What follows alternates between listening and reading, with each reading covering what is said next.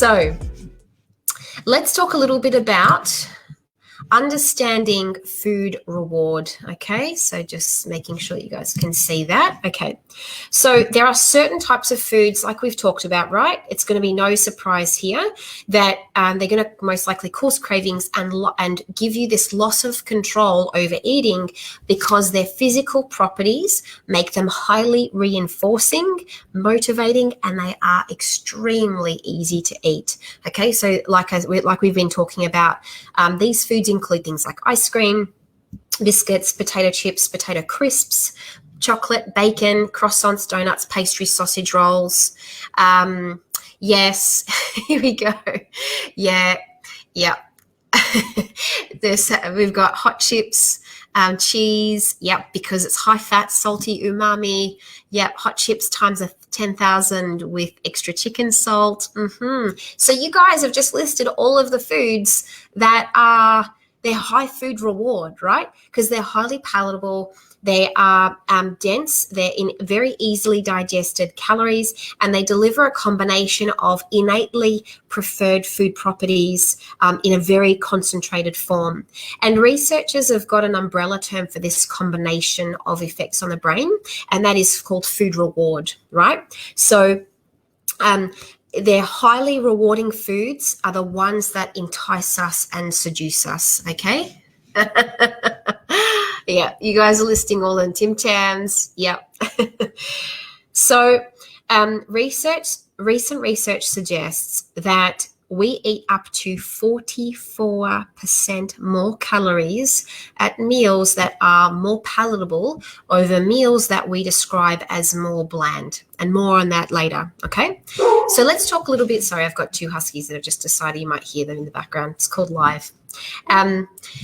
So let's talk a little bit about the buffet effect. So give me a yes in the comments section if you are like me and you have definitely gone back for seconds and a little more at the buffet, or have felt that you have overeaten the last time that you were at a buffet, meaning you had to try a little bit of everything because it all looked so good. Okay, so give me a yes if I am not the only human one here and that it has happened to at least one more person than me. Okay. Oh, yeah. Yeah, we got some yeses. Yeah. 44% more. So nearly half, like if you think about it, like almost double what we would have eaten. Yep, lots of people saying yes. Okay, good. It's not just me then. So let's talk about the buffet effect. Now, eat a varied diet. So for those of you who tune in right from the start, we talked about the dietary guidelines of one of them being eat a varied diet, or eat lots of variety, right? Or eat a variety of foods. And it's one of the founding principles of those healthy eating guidelines, right? And unfortunately, they're also the words that are at the tip of most dietitians' tongues, although I choose to be a little different because I know better. So after all, if we eat a variety of different foods, then we are likely to meet our overall nutrition needs, right? But while this is while it seems relatively sensible, it can actually also have a dark side, because food variety has a very, very powerful influence on our calorie intake. So bottom line is, the more variety we encounter at a meal, the more we eat, okay? So enter the concept of sensory specific satiety. Big words. And by the way, I should have mentioned at the start, you guys are going to get these notes all once the live is over, so you'll be able to reference them and be able to go back over the notes if this was something that was interesting. Now, satiety is the sensation of fullness that we get after we eat a food, and sensory specific means that this fullness only applies to foods that have similar sensory properties, so things like sweet, salty, sour, or fatty, right, to the ones that we just ate. And this is why we can find more room to fit dessert in even after a big meal. We're not hungry, we're sated for savory foods, but when the dessert menu comes out, we can suddenly find a second stomach, or we can suddenly find a little bit more room, right? Our savory taste has been satiated, but we aren't satiated for the taste of sweet, so we look to eat more sweet. So how to beat this? So bottom line is, and I'm gonna give you the summary of the things that you want to be able to, or basically the 5 principles to improving your satiety and being able to overcome this, or basically beat your brain physiology and psychology, okay, which is where we're going for. But like I said, I'm telling you why I'm telling you this so that you'll remember to do it, right? Not just me saying, yeah, you do this, right?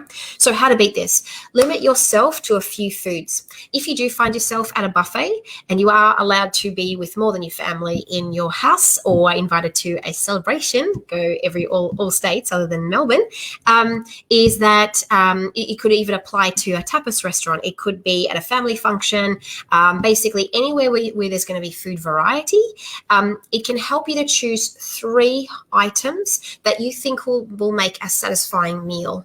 Okay, so it means, the way, and I used to coach athletes in doing this. So I would have athletes that would go to the AIS for camps, and they would do like, whether it's 2-week stints or a couple of month stints, and they would all put on weight within 2 weeks of being there. The average weight gain was about 3 kilos. Why? Because the AIS has a dining hall with an extensive buffet, and it's a little bit of this and a little bit of this and a little bit of this, right? So I used to coach them and say, when you get there, like, it's a rotating menu, so don't worry, you'll get to try the same food the next week or the week after. It's okay. And so what we would do is we would talk about, like, think about the perfect plate, right? The source of protein, the source of carbohydrates, so quarter of the plate protein, quarter of the plate carbohydrate, and then most of half the plate some sort of vegetable or salad kind of sauce, right? And it can also help you to do a bit of a lap, especially if you're at a buffet, to choose before you've got a plate in your hands, before that system 1, right? The fast processes take over. Give yourself a chance to make a conscious choice. Pick the 3 things that are going, or what your plate is going to look like, and then go and build it so you can be a little bit more rational in the process. Is this sounding good? Is this giving you some good tips, or at least understanding your own behaviors? And because the idea is, don't beat yourself up, because this is our brain, and it's understanding your brain, and then you can make better choices. Nicole says, my second stomach is like magic, just appears. Absolutely, Nick, not just you, mate. So let's talk about the concept of, I want to explain food economics just really quickly before I go into a little bit more about the brain, right? But to understand the whole picture of what drives us to eat, this is a really important piece. In other words, we need to understand how our brain will work out what is a good deal or not, like I mentioned before. So our brain calculates the value of a food item like this. So it says, okay, value of a food equals calories gained minus calories expended, right? All the time it takes. So let me put it to you like this. So if you're a traditional hunter-gatherer, it doesn't make sense to spend 200 calories to collect 50 calories in lettuce leaves or salad leaves, right? That doesn't make sense, because you are going to be negative 150 calories. So the key to survival in hunter-gatherer environment is to seek out food, and the more calorie dense it is, the higher the chances of survival. So and even better if calories can be saved in acquiring the food, which is why, so now you can see how this is an issue where everywhere we turn, there's opportunity to acquire high value food, right? For little calorie expenditure. We don't have to track an animal for several days, hunt it down, kill it, butcher it, and then carry it all the way back to our village to eat that food. We just go to our grocery store, usually by car. Now you can even do click and collect so that you don't have to step foot inside the shops. They bring it out to you. You drive back to your home. You trade a couple of dollars for a plastic wrapped tray of meat, and then get back to the car, bring it home and prepare it and eat it. That is a good deal to our unevolved brains, right?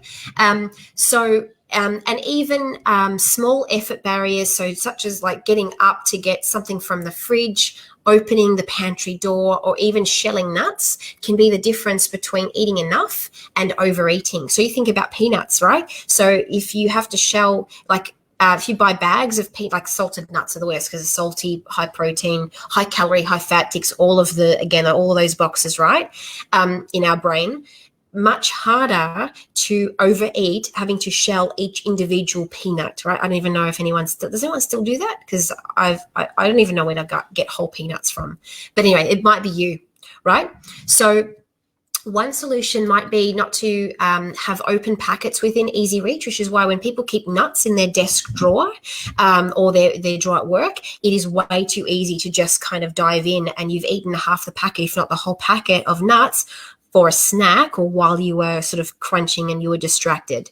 So another thing to think about, kind of activity point here, is what can you do starting today that could make accessing food that little bit less tempting? Is it having to get up from your desk to go to your pantry or your fridge? Is it, I've just written myself a note here. I said, for me, it's not having any food on my desk. This means that I have to get up to get something if I want it. And that can help me decide whether I'm actually hungry, or whether it's a wise move, or whether I just need a glass of water instead, or just a drink. So have a think about some of the things that what you can put in place. Uber Eats is a good deal, Lynn. I'm so glad you brought that up. Even less, you can just have the most delicious meals. You don't even have to get up off the couch. You just grab your phone and you just type it in, and you get 15 minutes later, a little man brings you food in a bag that you can just eat. The only thing you have to do is like open the lid. Very, very good point, Lynn.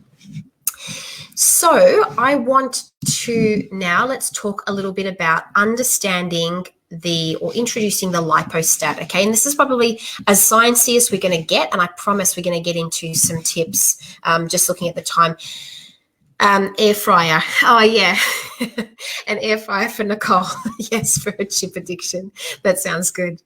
They are really good, by the way. That is the best way if you've got a thing for chips. Yep, have the crunchy saltiness without the extra fat.